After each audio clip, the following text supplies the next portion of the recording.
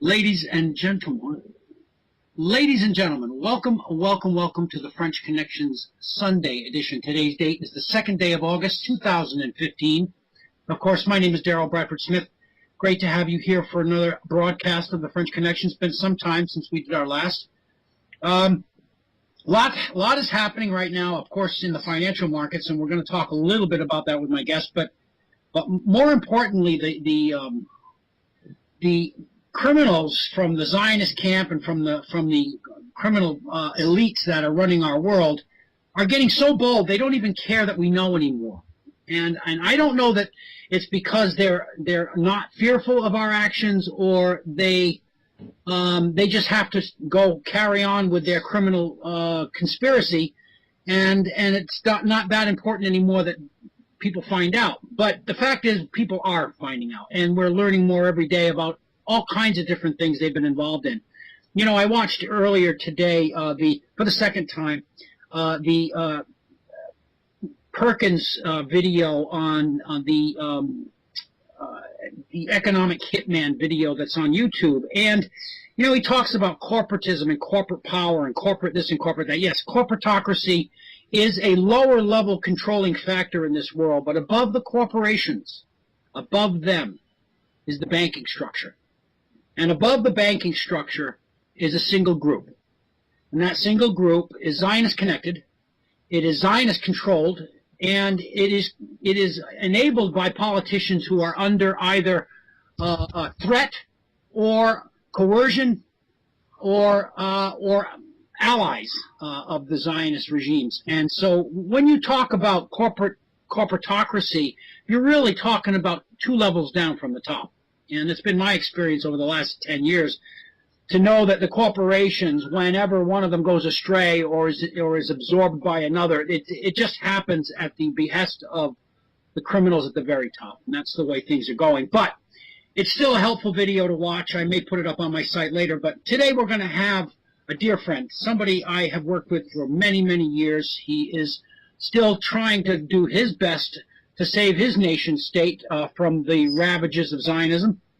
His name, of course, is Adrian Salbuchi, and he is working on his Second Republic project through a new television broadcast in Spanish. It is getting a lot of attention. It's getting a lot of viewership, and he's making a lot of different waves in a lot of places throughout South America, and I'm sure in Spain as well.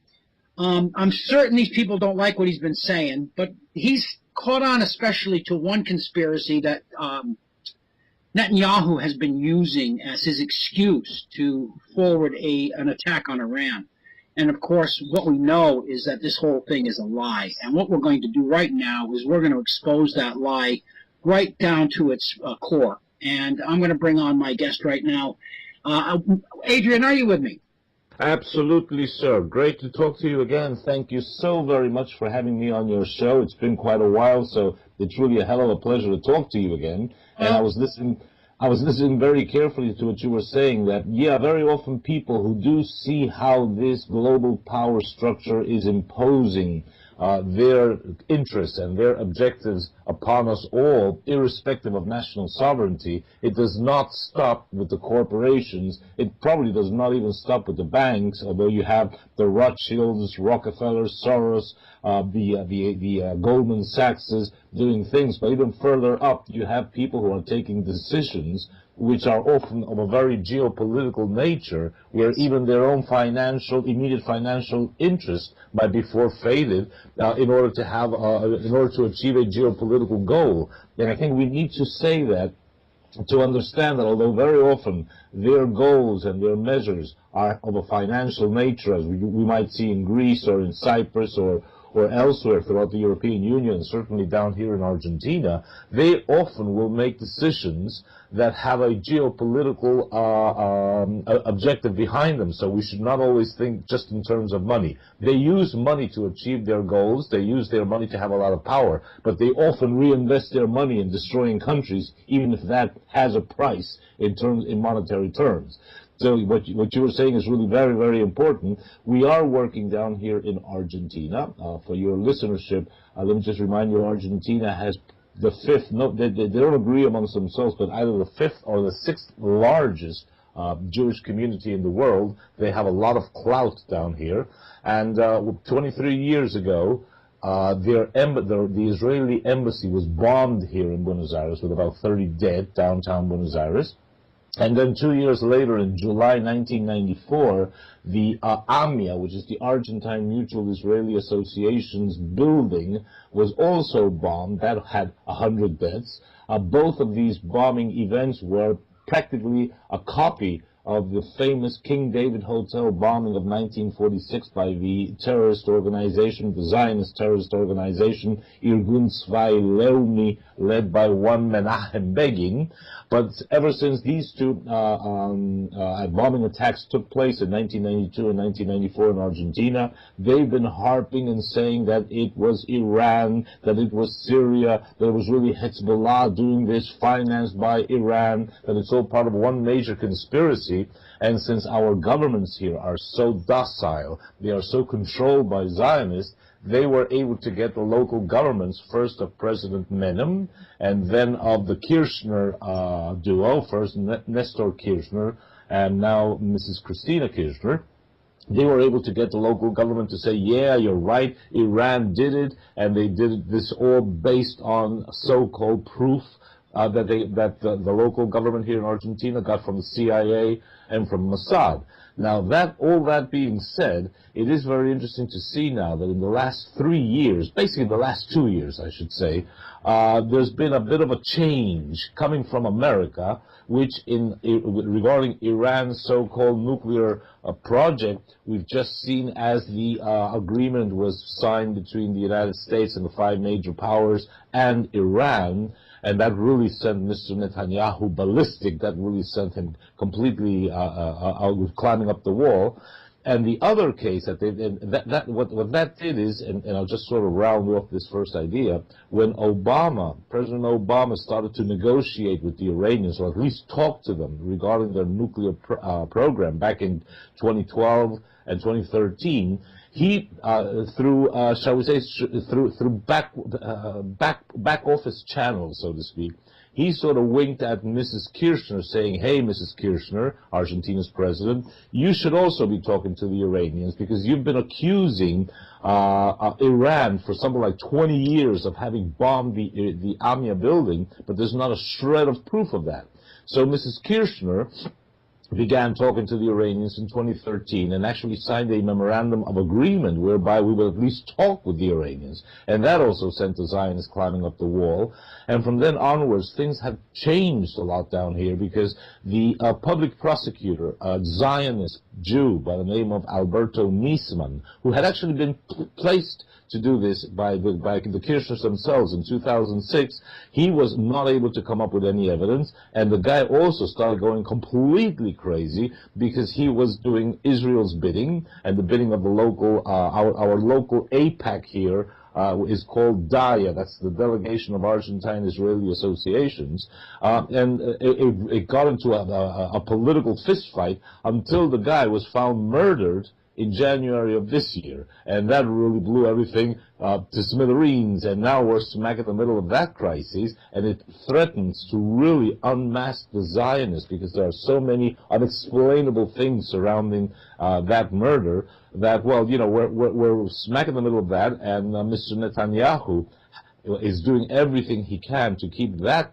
so-called conspiracy alive, because it still is an excuse for him to go and unilaterally attack Iran. Now, I know that was quite a mouthful, but that is basically, let's say, the framework within which this so-called AMIA Daria bombing case in Argentina has a huge impact on politics in the Middle East and even world politics, because Netanyahu threatens to use these two bombings in Argentina as yet another excuse to unilaterally attack Iran. So we have to all be very careful with that. Yes, in fact, what he has been doing is he's been using that as his only real piece of evidence to substantiate an attack on Iran, saying that, well, if they were going to do that to us in Argentina, then then they're a threat to world Jewry. But what's happening in Argentina, as you pointed out in your article, Adrian, is that the emperor has no clothes when it comes to the lies, and a lot of the Jews in Argentina are not on side, and it's not maybe not a majority, but certainly a strongly voiced minority that is coming forward and saying, wait a minute here, the evidence doesn't say that, and they're actually being vocal about their resistance. And of course, Netanyahu's first response is that you're self-hating Jews and everything else, but that has failed too. And so, one of the things that I do know, and I want to kind of weave this in, they want to get a war started toward the end of this dollar death. And it seems like they are going to try to get a land war going in Eastern Europe. And in order to get that going, they have to set up all of the different potentialities to get a war started. And one of them is to weaken the oil revenues of the Russian state, and some other things that are going on as well. Now, I'm not certain that Putin isn't part of this. He has regular meetings with the Lubavitch, so that makes me very leery of the man. His mother, actually, in his own autobiography that was printed back in the early 90s, and they've changed it since, his mother's name was a Jewish name, and in the second and third printing of his book, they changed it to a Russian surname for the mother. So, and the way he was put into office is very suspicious, because the Zionists were in firm control when he was placed in office. So you don't know if he's off the reservation or this is a plan. I can't say for sure. I've always been leery of what goes on with Putin, because they were on both sides of the war. The English, in fact, were supporting most of the building of the German wharf machine in the 1930s and even up until 1940. We have Zionists that were involved in the banking structure in Nazi Germany. We had the transfer agreement. We had half of the general staff of the Nazis were Jews. So my point is this: you can't really take at face value the relationships here. What we can say is this: Iran is not part of the Rothschild banking structure. One of only 3 nations on earth that can say that. They don't have a central bank that's controlled by Rothschild's construct. It's not part of the World Bank structure. It's not part of the IMF. It's not part of any of these banking structures. It even has not yet joined the new international banking structure of the Shanghai Exchange and the international banking structure being set up by the Chinese and the Russians. So my point is this: there are some very strong reasons to get them out of the way. Aside from just the fact that they have such great oil reserves, but the fact that they are not part of this banking structure. And, there's more politics to it, and I want you to maybe address all these things. Ayatollah Khomeini was a part of the French secret police service, the foreign secret police service here, like the CIA of France, and they actually put him back in his office. They flew him there on Air France, in fact.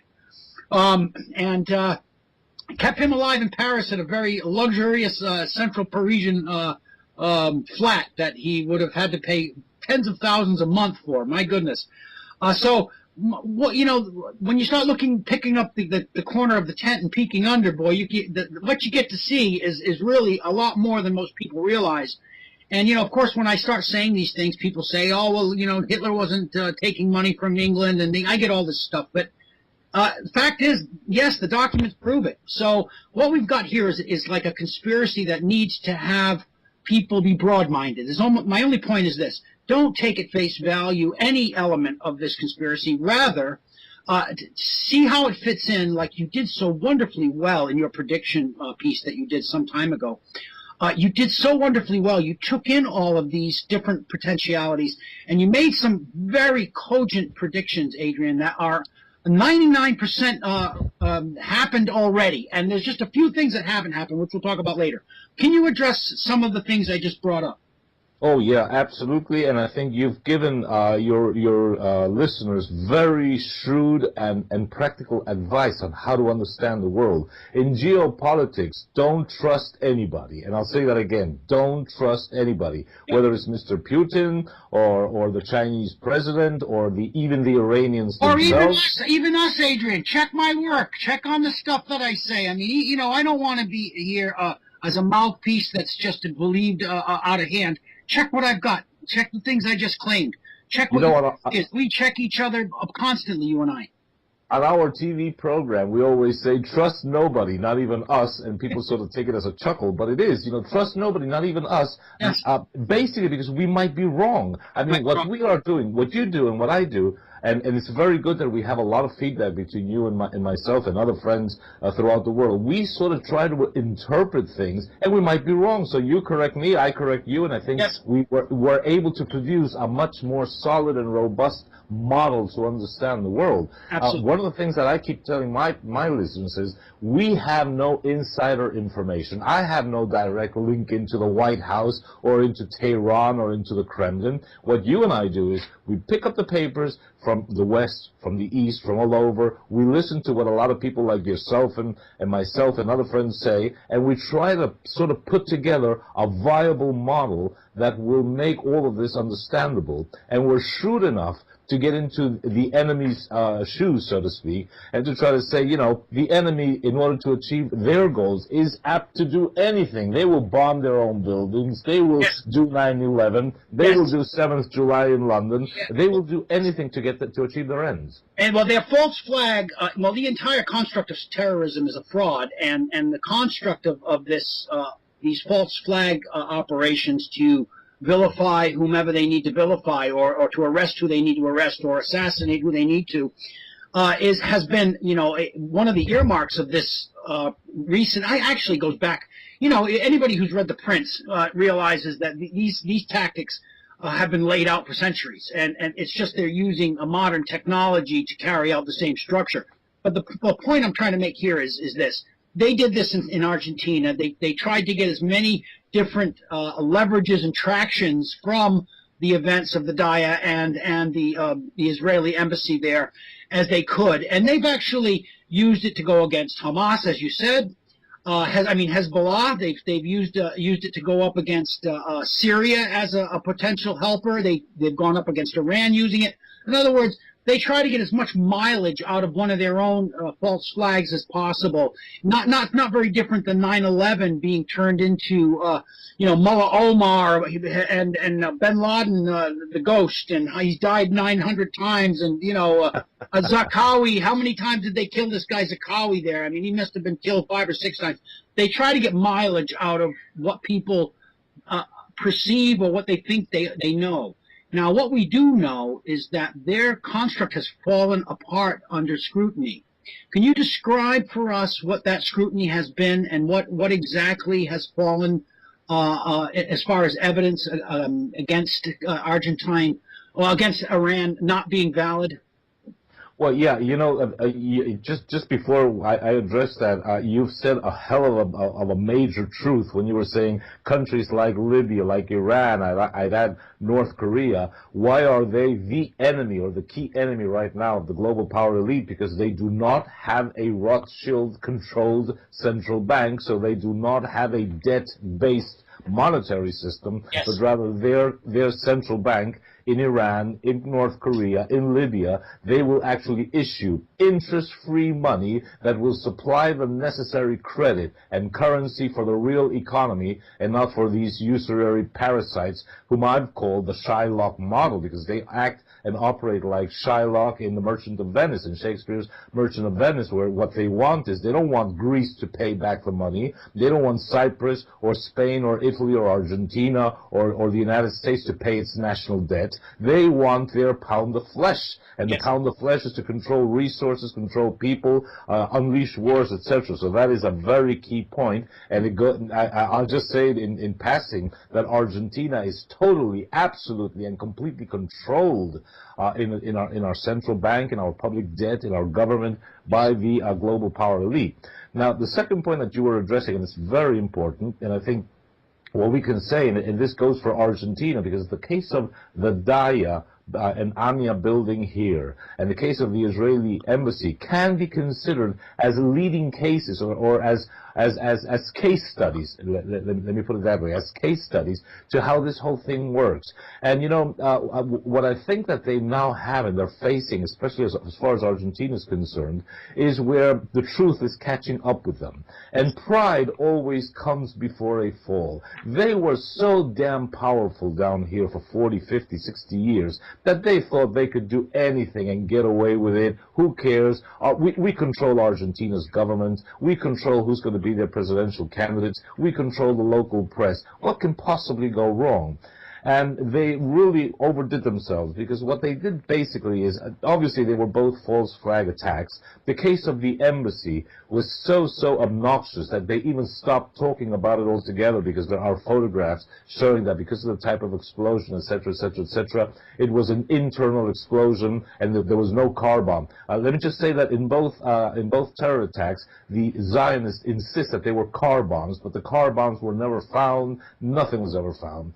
They only found a little bit of, in the Amia building in 1994, an Israeli intelligence officer, military intelligence officer, found a little bit of model of metal, which had a number on it, and that number was allegedly traced back to the Argentina's Renault car company, and that was supposed to be a minivan used to set off that explosion. Now, they were unable to produce other bits of metal, so they came up with other false evidence, and the Renault car plant here in Argentina ended up saying, well, okay, all these pieces you've brought as evidence, they do belong to a traffic a Renault van. However, it's two different vans, and one of them showed that there was because of the way it was assembled, that there was no fuel pump. So naturally, this car could not have run because it didn't have a damn fuel pump. So they really are very bad at producing false evidence. But the thing is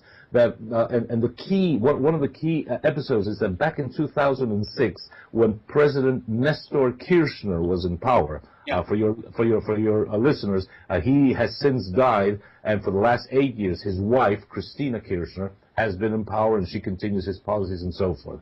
Now, what he did in 2006 in New York, to be exact, on 22nd September 2006, to be exact, he met with the key Zionist organizations, the Anti-Defamation League, AIPAC, the World Jewish Congress, the American Jewish Committee, all the major Jewish Zionist, I should say, entities, and he agreed to allow the public prosecutor down here, this guy by the name of Alberto Nisman, to falsely accuse Iran, especially for the Amia case, which is the one that became very political and had a high media profile because it was a civilian target altogether.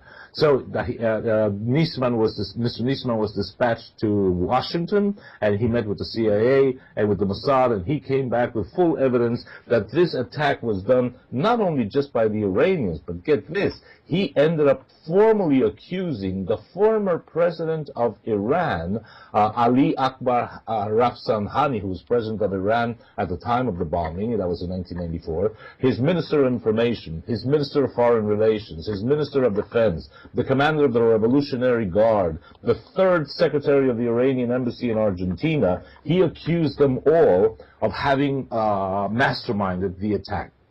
Now, that was in 2006, huge media profile, all the Zionist organizations were clapping, the New York Times, CNN, the BBC, everybody was very happy with Mr. Kirchner, etc., etc., etc. However, in 10 years' time, because we're almost, or 9 years, I should say, Mr. Nisman was unable to produce one shred of evidence proving that Iran had anything to do with that. As a matter of fact, in 2007, he ordered Interpol to arrest the former Iranian ambassador to Argentina, a gentleman by the name of Hazmi Soleimanpour, whilst he was in London. Interpol arrested the guy, He handed him over to the British courts. The British court said, "Okay, Mr. Niesman, I've got this guy for you. Send over all the evidence." And Niesman sent something like an 800-page file, half of which was his own view of international so-called Muslim fundamentalist terrorism. But he was unable to produce any evidence. And the British court ended up saying, "Hey, listen, there's no evidence here, so we're releasing the guy," filing a formal apology with the Iranian government. And this whole little joke cost £300,000, so the bill would have to be picked up by Argentina, and Argentina had to pay £300,000 of court costs. That's just to give you an idea of how flimsy the whole affair was. And you know something, though, Adrian, at the same time Rafsanjani was president, clandestinely he was buying spare parts for his F-14 American jets from Israel. And he did 5 or 6 major supply purchases that the Americans wouldn't sell to them, but the Israelis did. And this was going on through the Rafsanjani government. And here's the interesting thing. A lot of people in Iran were never aware of the deals that were going on with Israel because they would have never approved of that. And there are questions about Rafsanjani's loyalty to the Iranian people. And there are questions to this day. His family still has quite a bit of political clout in that country, but the questions still remain. And I thought that's an important factor in bringing up his presidency back in the 90s.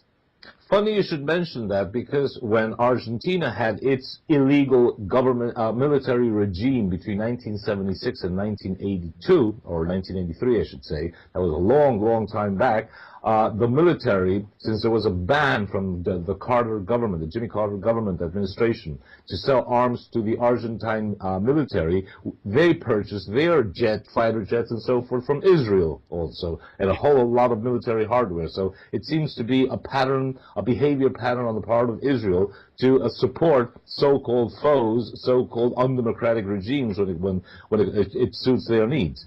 Now, all of this being said, what happened is that, as I was saying at the first part of our conversation, when in 2013 the Obama administration starts to talk to the Iranians over the nuclear program through back office channels, or however we want to call them, Mrs. Kirchner got a message from the American government, because I mean Argentina does what the United States says it's supposed to do, saying, "Listen, you should start talking to the Iranians," and she did.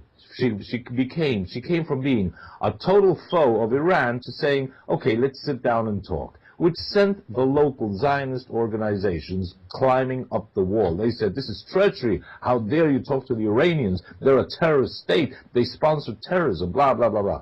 But anyway, Mrs. Kirchner, I must admit, went forward, and she said, "Well, we got to talk because we don't have a shred of evidence." And this guy Niesman has been completely unable to produce the necessary evidence to come up and accuse Iran with a serious accusation, so that we can move forward on this. So she put all the Zionist organizations on this specific matter against them. And what happened? At the time, Mr. Niesman, who was the public prosecutor of Argentina, began conspiring against the Argentine government, the very people that he was supposed to be working for. And he started to produce false evidence against Argentina, saying that the Argentine government had agreed with Iran because it was an oil it was an oil deal of some sort. I remember that lie. I remember that nonsense. I do. Yeah. Which was totally false. And what ended up happening, to make a very long story short, Mr. Niesman started conspiring with one guy by the name of Paul Singer, who runs a vulture fund, a hedge fund in New York, the NML Investments.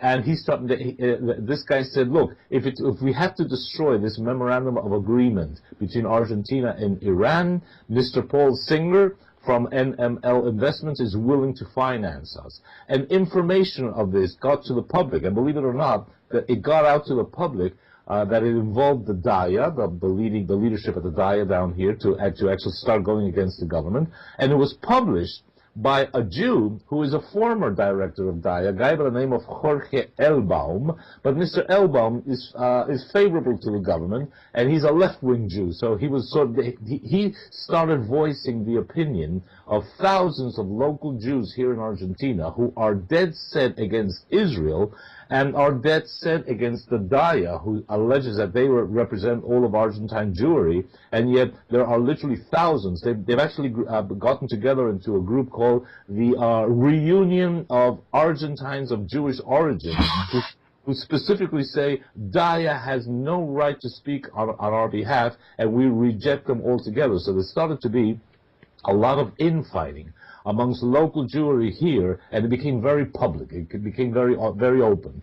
So this all came to a head when in January of this year, the January down here, imagine this, Daryl, is smack in the middle of the summer. January and February are like July and August in Argentina. Mr. Niesman was on holidays in Europe with his 15-year-old daughter, and he seems to have been contacted by somebody in Amsterdam, Holland, and he immediately flew back to Argentina. So immediately that he actually left his 15-year-old daughter stranded in Madrid airport, where he was taking his connecting flight, and he told her, stay here because Mom, your mother is going to come and fetch you. They're divorced, so he actually told his mother, hey, come and pick her up because I've got to fly back to Argentina, which he actually did. Now, the reason I mention this is because it was such a sudden decision that he left his 15-year-old daughter stranded in Madrid airport, saying, stay here, in a couple of hours' time, your mom is going to come and fetch you. And he flew back to Argentina smack in the middle of our court recess, because in January there is a 1-month court recess in Argentina. He filed a lawsuit against the president of Argentina, Cristina Kirchner, her foreign minister, Hector Timerman, who is himself a left-wing Jew, and several others, saying this is a conspiracy to favor Hezbollah and to favor Iran, etc., etc. So what happened? A series of local, very Zionist politicians, led by the party to which the very powerful mayor of Buenos Aires belongs, who has a lot of business with China and with Jewish interests, a guy by the name of Mauricio Macri. These politicians said, oh, this is terrible. You must come and declare at Congress, at a special meeting, what it is that Mrs. Kirchner did. She's such an awful president. And the government was very shrewd. What they said is, okay, we'll go along with that. Let's have Mr. Niesman declare in Congress, but we don't want it to be a private meeting. We want it to be an open meeting. We want to be there to also ask questions, and we want it to be televised. So there was a lot of expectation, and supposedly that meeting was going to take place at 3 p.m. on Monday, 19th of January. Mr. Niesman was going to sit in front of a special Congress commission here in Buenos Aires. He was going to be asked a lot of questions, some of them by the government. What happened? On the Sunday, right before that, Sunday, 18th of January, the guy shows up with a bullet in his head in his very, very nice flat in downtown Buenos Aires. So opposition leaders say, oh, this is the government. This was done by some hitman working for the government, etc., etc., etc. But as time went on, in spite of all the media coverage in favor of Zionist interests, in spite of the fact that the Washington Post came out saying, oh, you know, we should investigate Argentina, we should declare all members of the Argentine government persona non grata, there was a whole lot of noise by the international media saying this poor hero by the name of Mr. Niesman, he's been murdered by Argentina's government and so forth. But as time went on, everybody started discovering that Mr. Niesman was in collusion with this guy, Paul Singer, from the United States, that he was very much involved with all Zionist organizations which are dead set against Argentina,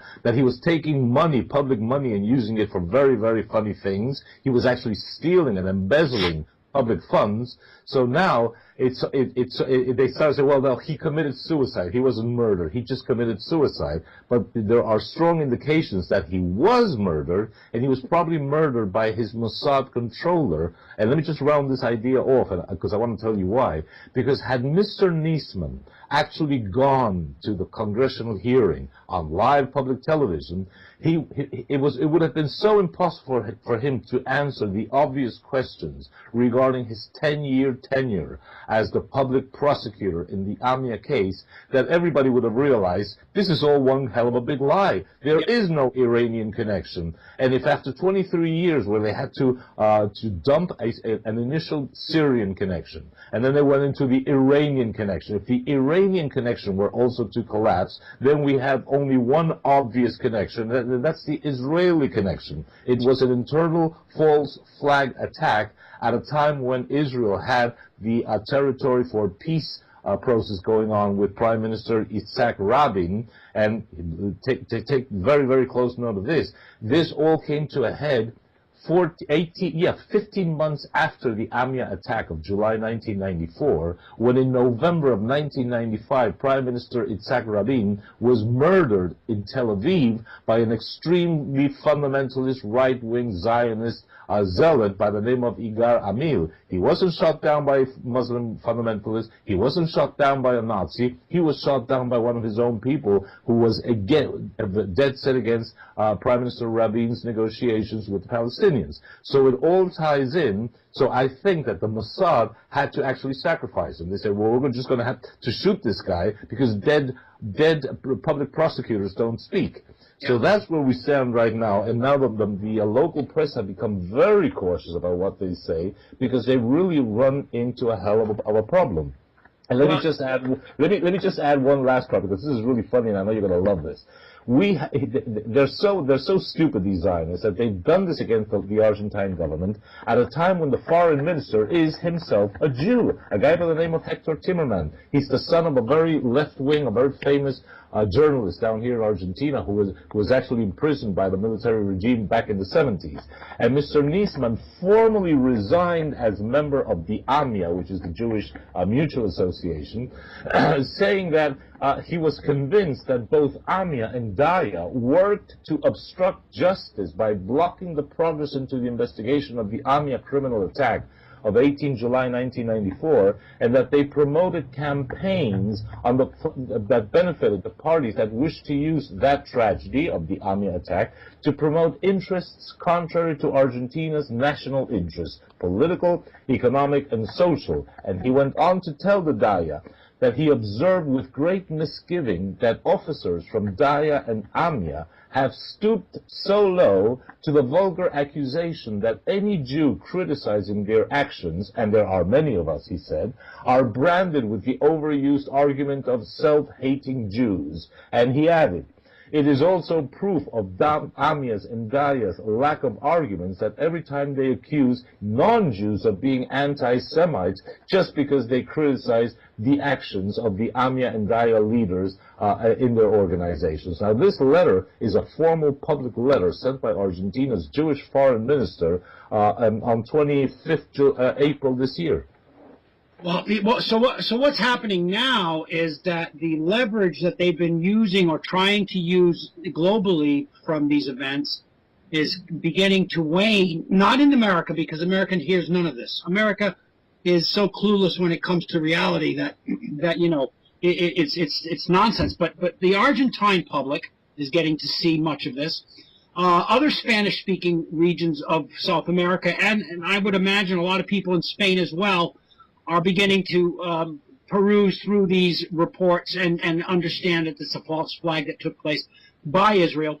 My point being is that Netanyahu recently used that attack as one of his last pieces of justification for an attack on Iran that he wants to initiate by Israel itself. In other words, immediately as soon as Israel makes an attack on Iran, they'll ask for American support, and the Americans will get involved, because that's exactly what would happen. And it would be American jets and the rest of it getting shot at, not Israeli. But the point I'm trying to make, Adrian, is that this whole lie is coming unspun and undone right now. And how do we get more pressure and it's convoluted for a lot of people to sit through the nuance. I don't think many people have the brains for it anymore. I think they're all burned out. But a lot of people are still out here trying to find truth, trying to find facts. What we need to do is encapsulate these facts in a simple format and put it out there that this is just another example of a false flag leveraged to get the world control by Zionism. And again, many people don't believe that Zionism is at the top of this pyramid. And it is a pyramid. It is. It is one shot underneath the chairman of Zionism. And I have to say, when you start looking at the world structure, and every single time a major decision above corporatism is made, the Zionists have their hands all over it, without fail. And I remember watching your little conversation you had. It was a short video that you had with David Duke. And one of the things that David has always been good at is keying into that very, very top level of this. And it's where I've put most of my effort as well. So if this unravels for them at this level, this is the level of management above corporatism. This is the level of management just below the decision makers. And we have an opportunity here to get this, to get the fuller story out there. So Netanyahu's attempt to attack Iran and force it as one of the last of three, actually of two now, because Libya does have a central bank now. It was the first law they passed of two countries in the world that don't have a central bank, intact. And we'll see how that turns out. But all of this stuff right now that we're reading, and I'm reading through, and it's on the right side in the news section of the website. You can read it, and you'll see it right underneath this this interview when this is completed. This information needs to go far and wide, and because you wrote that article in English, it should be resubmitted as top of the news to everybody's website. And it needs to be reread and re-understood by people so that this becomes part of our ammunition against Netanyahu's repeated claims of Iranian participation in these bombings. And he has used them. He used them as recently as last November, I believe. He used the attack on the Daya as one of his excuses for the attack he needs to make on Iran. Am I correct? Was it November? Well, you know, I'm so very, very thankful that you've actually mentioned this, that you're giving me the chance to speak about this on your program, and that you've placed it on your website, because it is, as you say, but even worse. And I'll tell you why. Because when Netanyahu visited Washington, invited by Congressman Berner and McCain and Goldberg and other Democrats, and he spoke to the two houses of Congress on 3rd March, after he received a 9-minute ovation from everybody. I mean, he was so presidential that he gave the American Congress the State of the Union address that Obama wouldn't dare give them. It is not surprising that less than 10 minutes into his speech last March in Congress, he reminded everyone that, and I'm quoting, Iran blew up the Jewish Community Center and the Israeli Embassy in Buenos Aires. Now, to me, that's extremely important, that in a 1-hour speech, only 10 minutes into that speech, he should specifically refer to the Israeli Embassy in Buenos Aires and the Jewish community building, the Amia Jewish community building, because I think the guy was already then realizing, if I can't stop the memorandum of agreement between the United States and the other 5 powers and Iran over its nuclear program, then I have one other card up my sleeve, which is that, I quote, Iran blew up the Jewish Community Center and the Israeli Embassy in Buenos Aires. So my fear as an Argentinian is that these guys in Israel, with all their Zionist lobbies like Daya and AIPAC and AMIA and so forth throughout the world, plus all their Zionist press, plus all their Zionist politicians, we have elections in Argentina in a couple of weeks' time.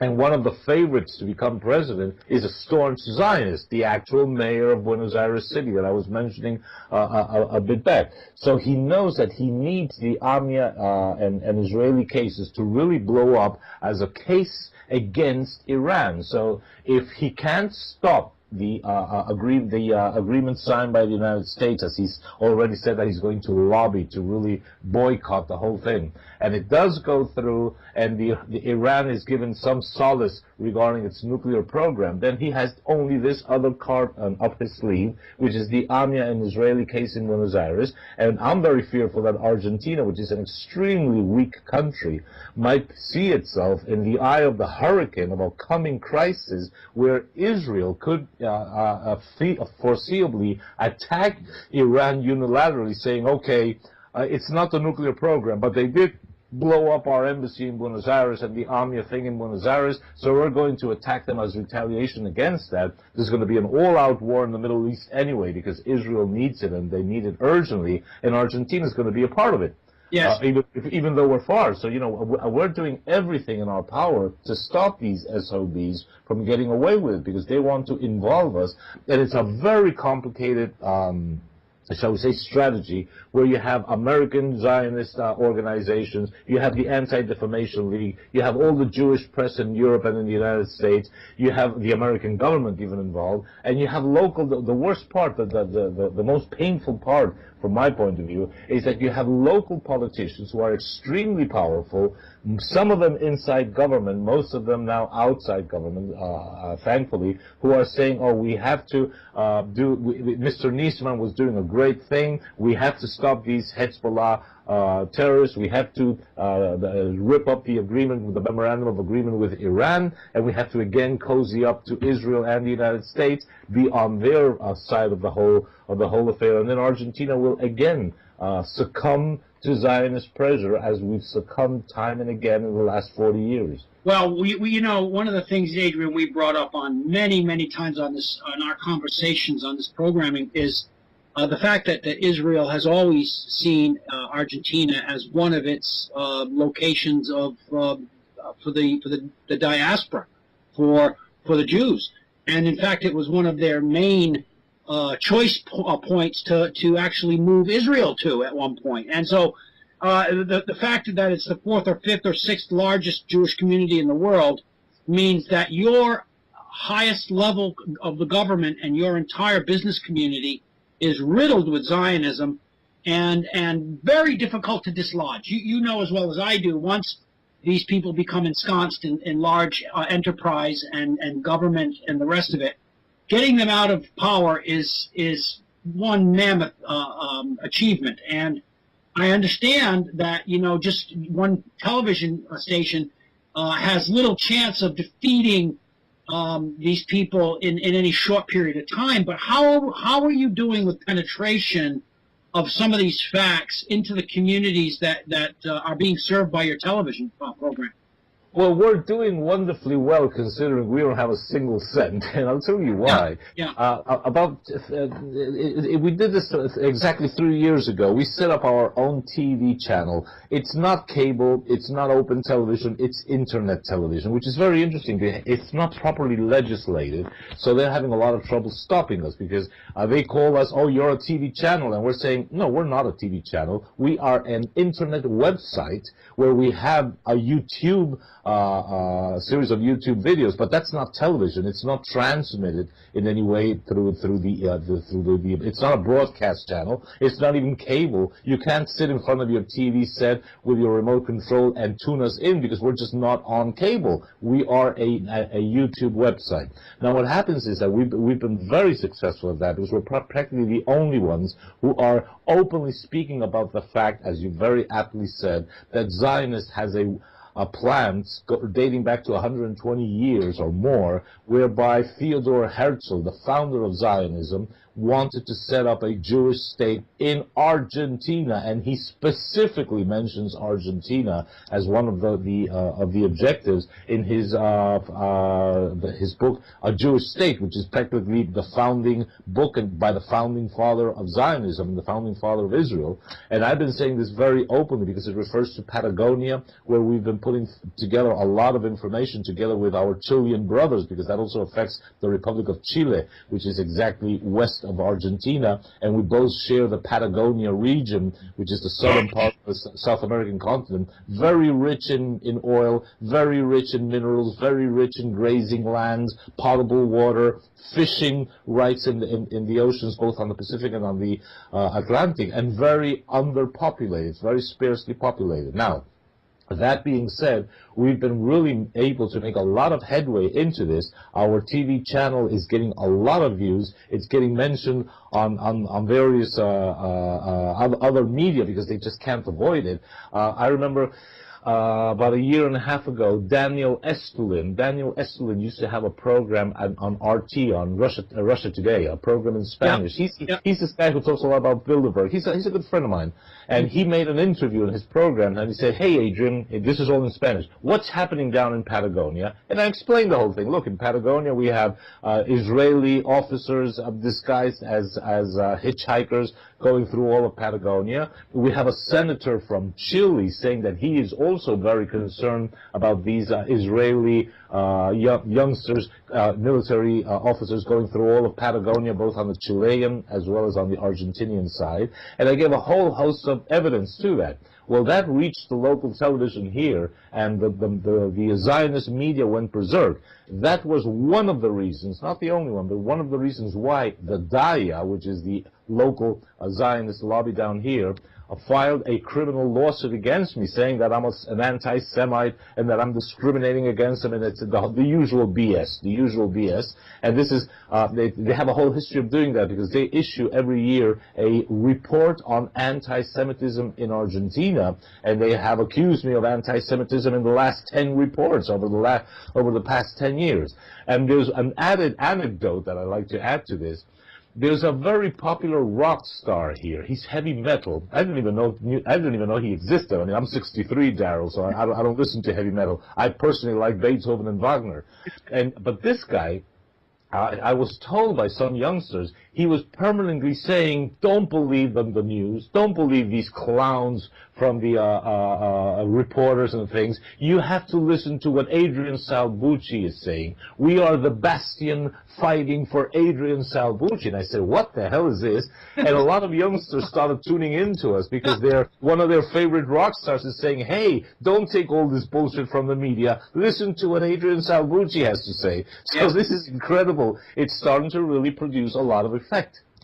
Well, you know, we are really at the edge of the cliff with the financial system, and of course, as you mentioned very, very clearly, it's not about the money; it's about the power and control. It's about what they can use as leverage in order to completely control all and everything. And so they're willing to dispose of trillions of their own wealth. As long as they can out into the future continue the control that they've had and expand it. Where we are right now is America's slated for collapse, and I think they are going to be seen by the rest of the world as the new Soviet Union. They'll close the borders down. They will internally attempt to murder anybody who's ever been against them. They'll get rid of any dissenting voices of any type. In fact, a lot of the underlying infrastructure for that has already gone into place. They've actually put coloring stickers on people's mailboxes to find out what kind of things that they get in their mail and who they associate with and everything. I mean, it's really quite astonishing.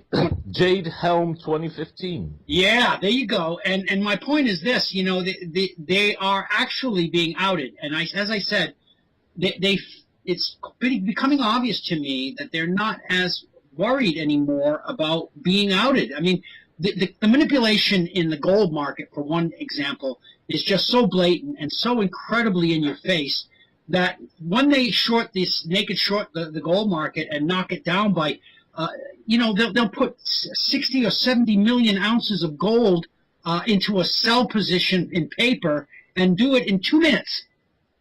And I mean, nobody who's holding gold or the representation of gold in paper would do that.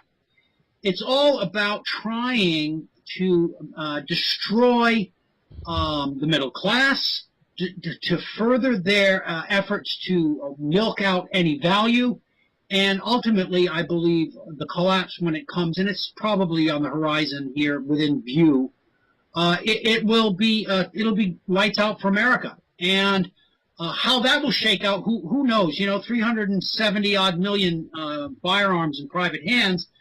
I'm certain that it'll be a mess of epic proportions. But at the same time, the rest of the world is going to sink with it. The dollar goes, and so does the rest of the world with it. I mean, think about this, Adrian. This is an astonishing fact. When Rome fell, Rome had achieved incredible things. They had aqueducts and traveling barges that went over valleys, that had rivers they built in aqueducts, and they could put boats on them. They brought water from central France all the way into northern Italy. I mean, these people had technologies back 2,000-3,000 years ago that was awe-inspiring. And then their whole plan failed. Their whole system failed in hyperinflation. Many people believe the Jews did it. If you go back into history, you can read about Cicero's take on it and others. The fact of the matter is that we went into a dark age for 600 years where people didn't have cobblestone roads. They lived in mud huts.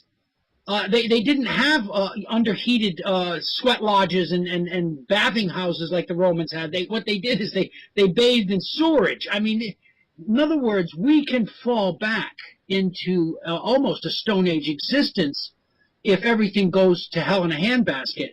And we're heading that way. I mean, our just-in-time manufacturing system says that you don't deliver parts for 2 or 3 days and the factory shuts, so you're out of a job.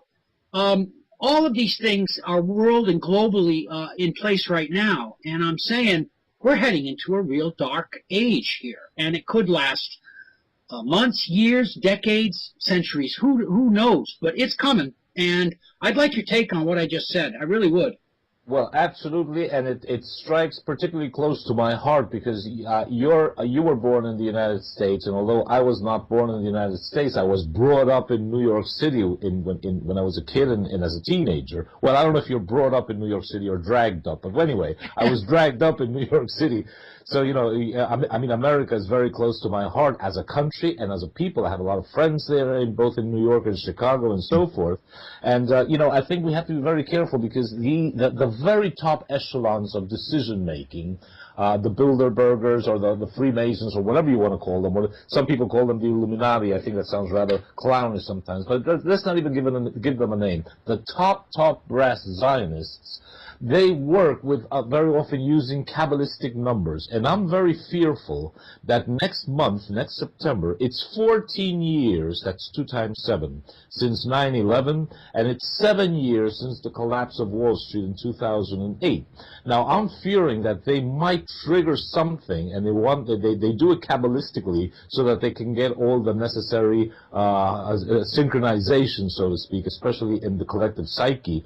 I'm very fearful that we're going to be having 2 of the key world government personalities, Pope Francis, he's an Argentinian, yep, and Barack Obama in the White House on the 23rd, I think, so the 24th of September. Then on the Pope will be addressing both sessions of Congress, again, just as Netanyahu did on 3rd of March. And then he will also be addressing the General Assembly of the United Nations, which is going to be introducing its powered-up turbo version of Agenda 21. So I'm wondering whether September might be a key month where a lot of this might be geared to happen. We know that these people don't allow things to just happen. They make them happen. That's right. And they give a lot of signs, if you know how to read in between the lines, signs beforehand, and not because they're playing around with us necessarily, but it's a way of letting their own people know when you start seeing such and such a sign, either leave New York or sell your assets or do whatever you've got to do, because, I don't know, we're going to dump Lehman Brothers. So when you see certain signs, start getting your money out of Lehman Brothers. And if there's another insider who didn't see it, it's his problem, and all outsiders obviously won't see it. Now, Americans are, for 99%, they're all outsiders, just as Argentinians are outsiders. So yes, you are quite right. We might be seeing the beginning of the end of the United States of America, because think of this. I wrote an article a long time back saying, look, we still have to write the history of the collapse of the Soviet Union, because it was imposed upon mankind with so much bloodshed, tens of millions of dead people inside the former Soviet Union, outside the former Soviet Union. How on earth did the Soviet Union commit suicide without one shot being fired? And I believe it's because somebody way above the Kremlin said it's time for you guys to go. Because when the world was transitioned from the bipolar world post-World War II to so-called globalization, they knew that one of the superpowers had to go, and that superpower was called the Soviet Union, and they went. But now we're transitioning, or we're being transitioned, I should say, from globalization to outright world government. So now it's time for the other superpower to go, because if you're going to have world government, you cannot risk having a truly sovereign United States of America, because you've had traitors like George W. Bush and Bill Clinton and Barack Obama in the White House. But what would happen if a real patriot, say Darryl Bradford Smith, were to make it to the White House? That would be a problem for the global power elite. So they cannot risk having a truly sovereign United States, and they're going to really dump your country. They're going to dump the dollar, and it's going to be a lot of hardship for the whole world and especially for America. Well, you know, that brings up the history of Joseph Stalin. They called him Uncle Joe. Stalin actually went off the reservation often. He was taking his orders from Zionism, but there were things that he was doing on his own. And they had some run-ins, and they ultimately got rid of the guy. You know, one of the things that concerns me a little bit is Putin playing some of his own game, or is he just being the foil to the United States? Is he going to gin up a war which will ultimately destroy America? You know, I mean, the best way to get rid of America as a global military institution, which it has become rather than a nation, military institution, is to have it soundly and roundly defeated by a group of better served. I mean, you look at the equipment the Americans are using. They have jet planes that cost $60 million or $80 million a pop, more, $100 million, and they don't fly. I know. F-35s, they get beaten by 30-year-old jets in dogfights. The point I'm trying to make is they're not ready for a war with Russia. Russia uses reliable equipment. The point is that in a head-to-head confrontation, America's going to get the crap kicked out of it, and everybody abandons the dollar. They won't finance the mess. They don't make anything in America anymore. The factories have all closed. America would go down the chute in a matter of a few weeks or months, and then it would be total devastation, total destruction. And I figure you're right, you know, that somebody along the way here is going to get assassinated. When you said that some years ago, in fact, you made this prediction. You had 10 predictions you made, and then you had 2 addendums that came on after it. But the assassination thing fits in really well with what they would use as a tactic. However, I do wonder about Putin being a little bit like Uncle Joe there and going off the reservation occasionally and kind of doing what he wants. You know, they have the ability to take him out if they need to. And if he ever did anything they really didn't like, he would not be there. I mean, they would be able to kill him. But then again, you don't know how much activity he's doing on his own. And you have to wonder, because some of the things he's doing seem honestly very good. I mean, you know, not allowing the youth of Russia to become polluted with this homosexual agenda, and not allowing certain things to morally and socially pollute the nation. Pretty important stuff. And so it makes me wonder if, you know, sometimes he goes off the res. I don't know. You see, again, you said very clearly, we're not privy to the inside information. I can tell you one thing. He does meet with the Lubavitch regularly. I can tell you the second thing. His largest headquarters outside of Russia for his political party is in Tel Aviv. You know, he's got too many ties to the Zionists to say that he's not working with them. And the way he was put into power tells you all you need to know, because Yeltsin was a Zionist puppet, and he was put there by the Yeltsin regime. So you have to wonder about the guy. But then again, like I said, he does some things that make you say, I don't know what to think. What do you think? You know, Daryl, I know the program is ending, and I think this has been a particularly good program, because we're now going full circle to what we said at the beginning and you really hit the nail on the head, and it's very good to understand Putin. The comparison between Vladimir Putin and Uncle Joe Stalin is really excellent. I really think you've hit on something very important there, because just as Stalin did a lot of things that we say, hey, this guy is really defending the national interest of the former Soviet Union, and that he really put the Jews in their place. He actually got rid of a whole host of founding Jews from the Bolshevik Revolution. He killed them. Mr. Trotsky, for example, he axed him down in Mexico in the 30s. But then again, he was also a Zionist puppet, and in the end, in 1953, his Jewish doctors ended up assassinating him or killing him, etc. And I think it's a very, very good model to understand what Mr. Putin is all about. And I would just sort of round off with the following idea that we were talking about at the very beginning of the program. In geopolitics, don't trust anybody. The worst thing you can do is say, oh, I hate Obama, but I love Mr. Putin. I hate, I don't know, Hollande, but I just love, the Iranians. No, wait a second. Or Mary Le Pen, Madame Le Pen, if she's really going to upstage the apple cart over here, she'd be put to pasture. She would have an accident. Come on.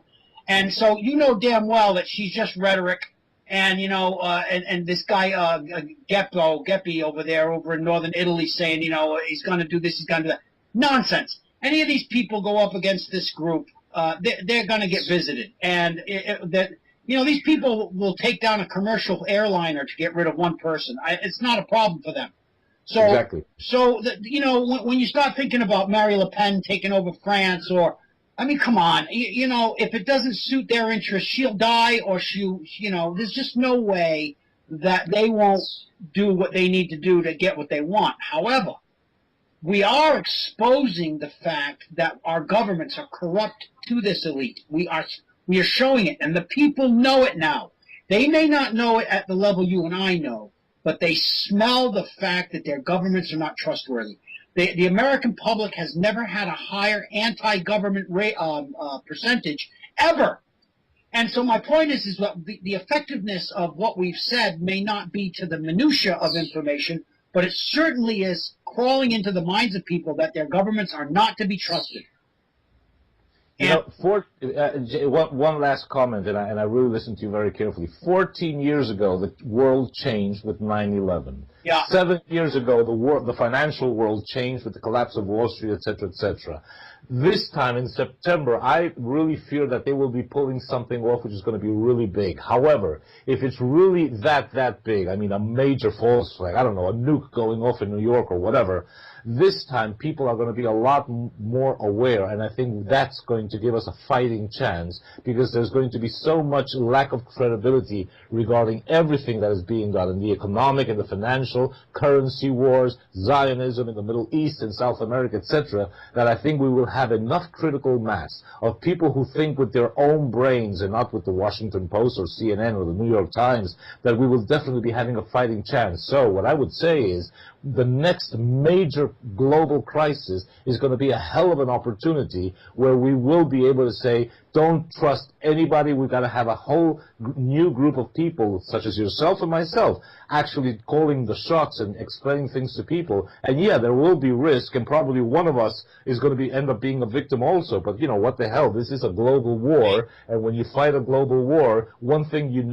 when you're confronted with war, you can do two things: run no risk by just surrendering, and then that's going to be a very tough cookie to eat, or fight the war, and that implies risk. Risk is at every moment. Life is risk, so what the hell? Let's just do it with the joy of battle and move forward. In the long run, we're all dead anyway. Well, that's right. Given enough time, we all end up succumbing. But the fact is, though, Adrian, when we start looking at the suffering that's going to be inflicted in the next collapse, because, people are not capable today of self-sustenance. They don't have gardens in their backyards, by and large. They don't prepare themselves like my father-in-law over here. He fought in World War II. He's dead now. He died a couple of years back. But when you went over to his house, if you went to the back of the house, it was absolutely packed with supplies. The guy was waiting for the next, Nazi invasion, and he was ready. And he lived his life knowing things could be absolutely horrible in his world. He saw it firsthand. Most people today don't realize how bad it can get. And I urge people to read some personal histories about what it was like for the 2 years that Sarajevo was under siege, and what it was like for people to survive in Sarajevo during that 2-year period, and what they had to go through just to make it to the other side. There are some astonishing firsthand accounts. That is the kind of visitation that I expect everyone to have by the future here. And I don't know, again, how this will all shake out. I said to you yesterday when I spoke to you, I don't know. They're not going to get what they want, and I don't think we're going to get what we want. I think we're going to get something that neither side really expects. And I think that that's what the future holds. I think there are some surprises to come. I hope I'm around to see them. My wife seems to think that I've been blessed with an ability to duck before the shot comes. But, the rest of the red, I don't know about that. I hope that's true, but I don't think it is. Adrian, I got to say, all I really want from this life is to pass on to my progeny and my grandchildren a world that they can find joy in. And what I see coming is a world of suffering and hardship, and I don't want to hand that world over to them. This is my responsibility in this time, and it is everybody's that is listening to this broadcast. It's their responsibility to ensure that they're not going to hand over the mess we've got right now to their progeny. And without a full forced effort to do that, I'm sadly here to say we are going to hand over a mess to them.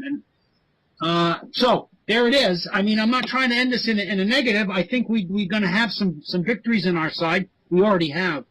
Most of the world doesn't trust what's coming out of the mouthpieces in their government, so there's a win for us all. And there are good people like you that I get to spend time with from time to time, and it's there are some good feelings that come out of the rewards that I feel from this.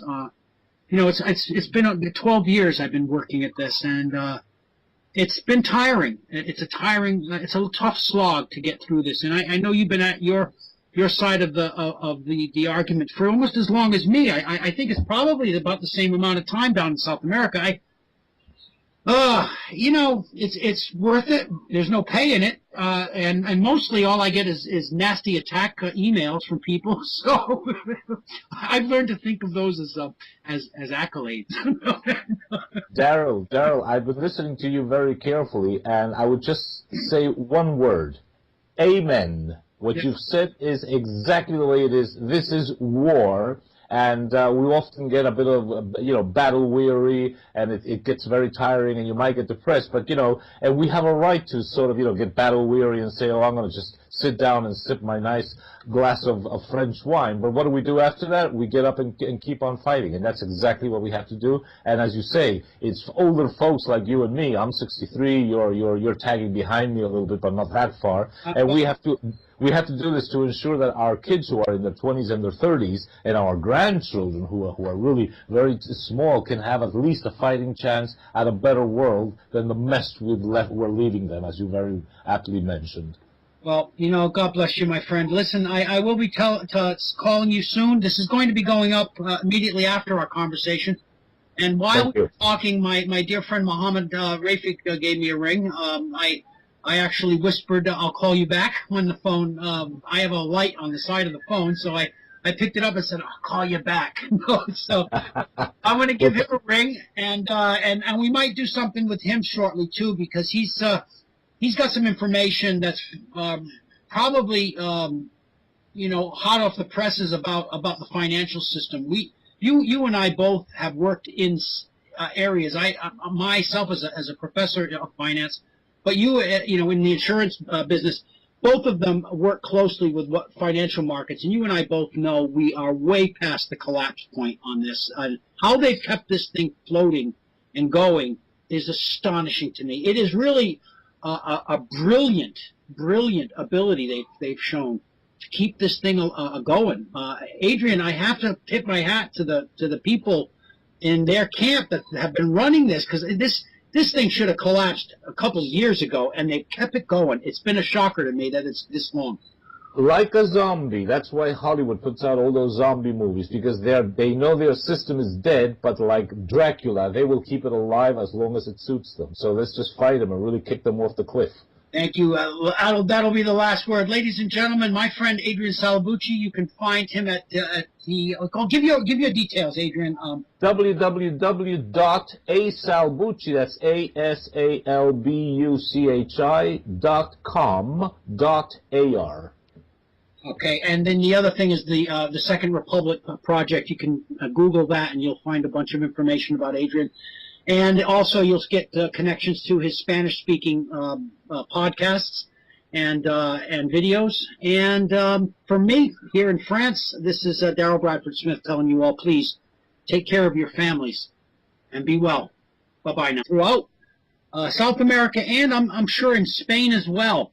I'm certain these people don't like what he's been saying, but he's caught on especially to one conspiracy that Netanyahu has been using as his excuse to forward an attack on Iran. And, of course, what we know is that this whole thing is a lie. And what we're going to do right now is we're going to expose that lie right down to its core. And I'm going to bring on my guest right now. Adrian, are you with me?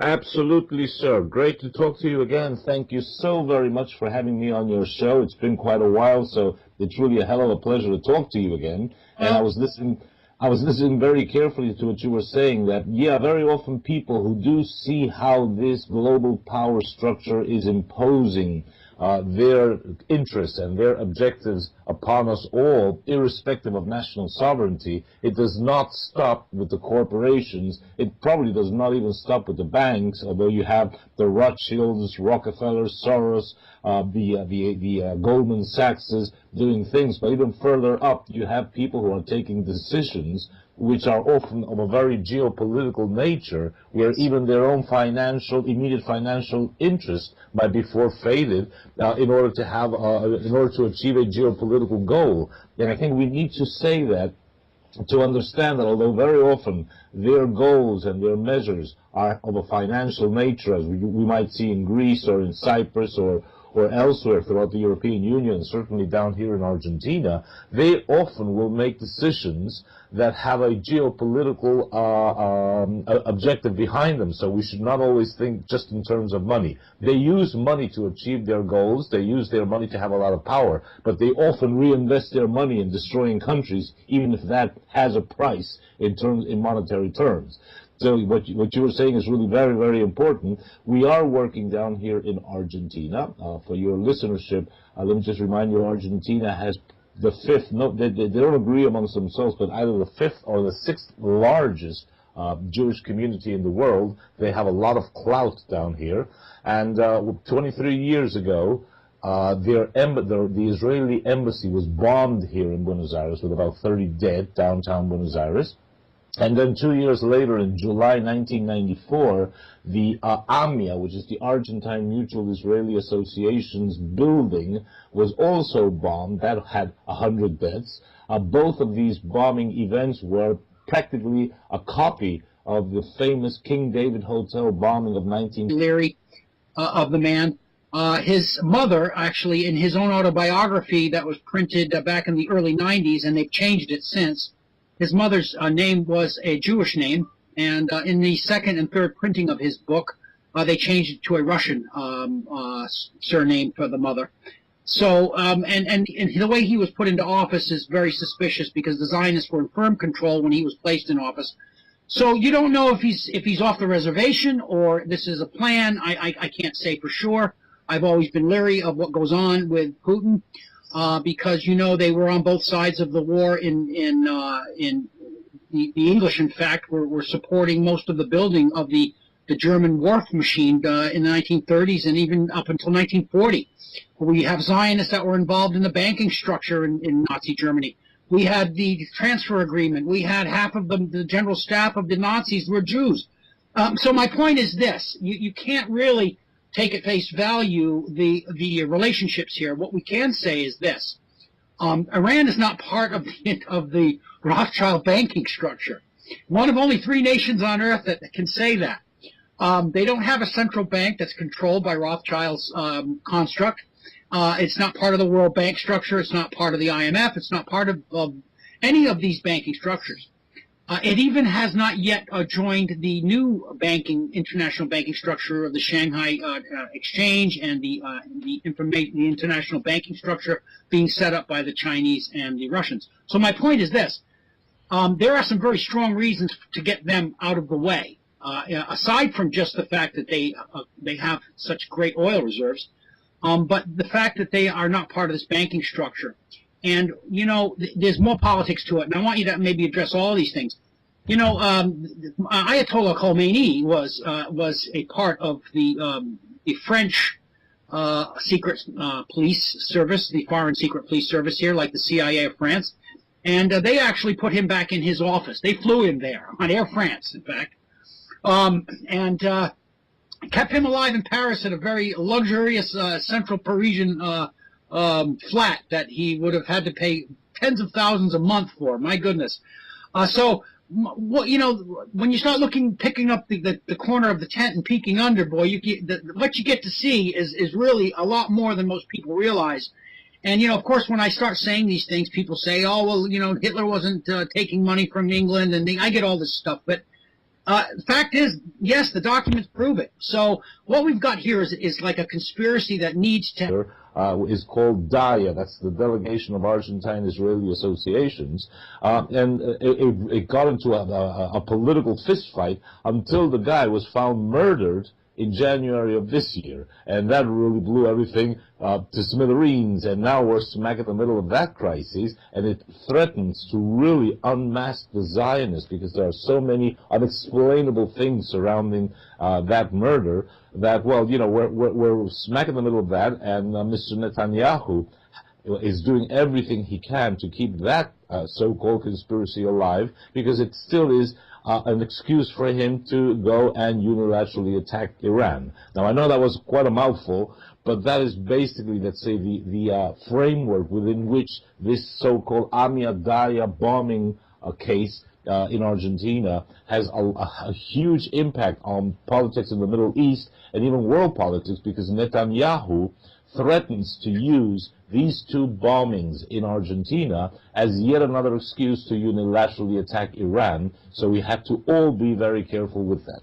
Yes, in fact, what he has been doing is he's been using that as his only real piece of evidence to substantiate an attack on Iran, saying that, well, if they were going to do that to us in Argentina, then they're a threat to world Jewry. But what's happening in Argentina, as you pointed out in your article, Adrian, is that the emperor has no clothes when it comes to the lies, and a lot of the Jews in Argentina are not on side, and it's maybe not a majority, but certainly a strongly voiced minority that is coming forward and saying, wait a minute here, the evidence doesn't say that, and they're actually being vocal about their resistance. And of course, Netanyahu's first response is that you're self-hating Jews and everything else, but that has failed too. And so, you know, one of the things that I do know, and I want to kind of weave this in,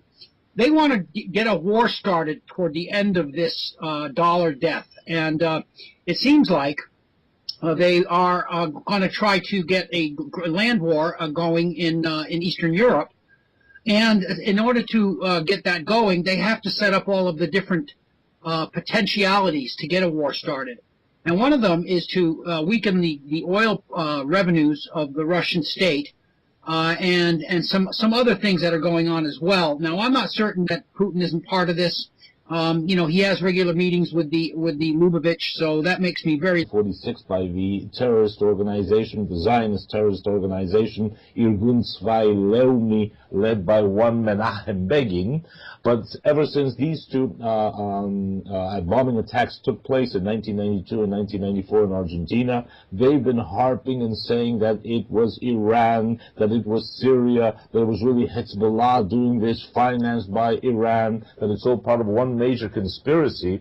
And since our governments here are so docile, they are so controlled by Zionists, they were able to get the local governments, first of President Menem, and then of the Kirchner duo, first Nestor Kirchner, and now Mrs. Christina Kirchner, they were able to get the local government to say, yeah, you're right, Iran did it, and they did this all based on so-called proof that the local government here in Argentina got from the CIA and from Mossad.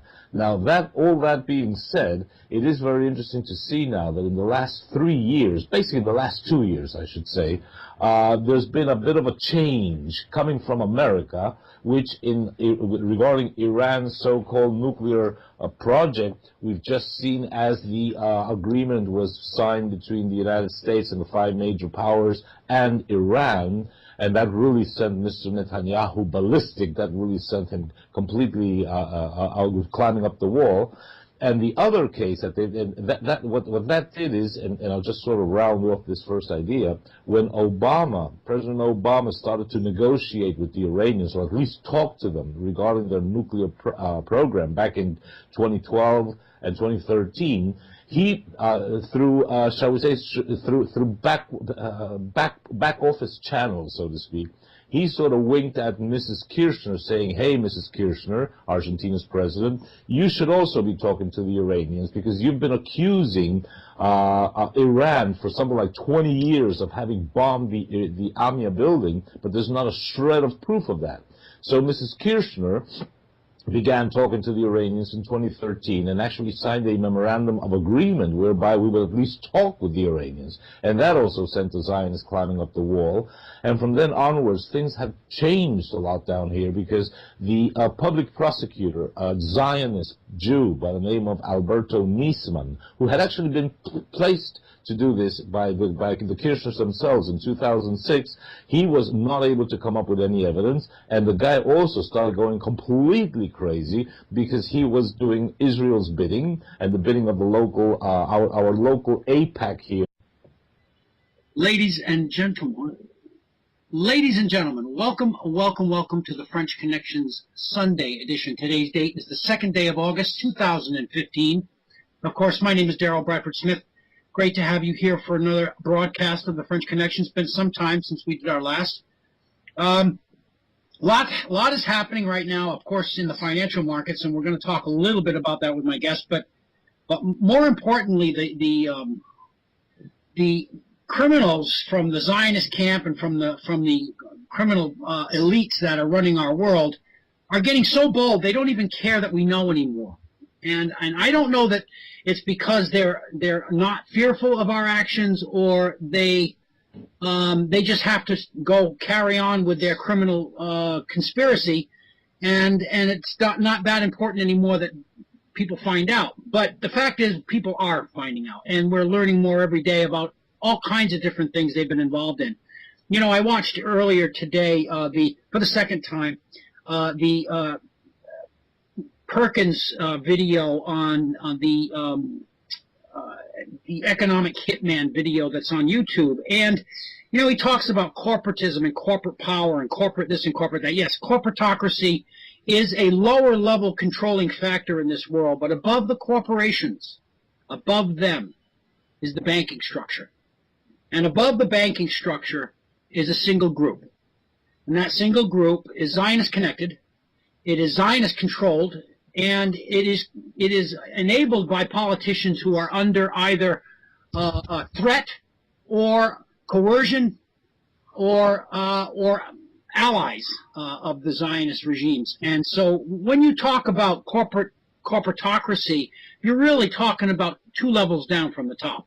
And it's been my experience over the last 10 years to know that the corporations, whenever one of them goes astray or is absorbed by another, it just happens at the behest of the criminals at the very top. And that's the way things are going. But it's still a helpful video to watch. I may put it up on my site later. But today we're going to have a dear friend, somebody I have worked with for many, many years. He is still trying to do his best to save his nation state from the ravages of Zionism. His name, of course, is Adrian Salbuchi, and he is working on his Second Republic project through a new television broadcast in Spanish. It is getting a lot of attention. It's getting a lot of viewership, and he's making a lot of different waves in a lot of places